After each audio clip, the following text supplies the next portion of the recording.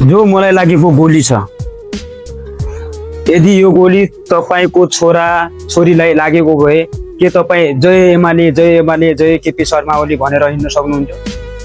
एकैछिन यो भिडियो हेर्नुहोस् त दिदीको, उहाँले भन्दै हुनुहुन्छ यो गोली तपाईको आफन्तलाई लाग्या भए, तपाईको घर परिवारलाई लाग्या भए अझै पनि हजुर केपी ओलीको नारा लाएर हिँड्न सक्नुहुन्थ्यो।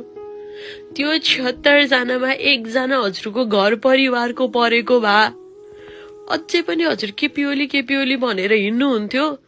अझै केपी बा आई लभ यु भन्दै हिँड्नुहुन्थ्यो। अझै नेकपा एमाले जिन्दाबाद भन्दै हिँड्नुहुन्थ्यो।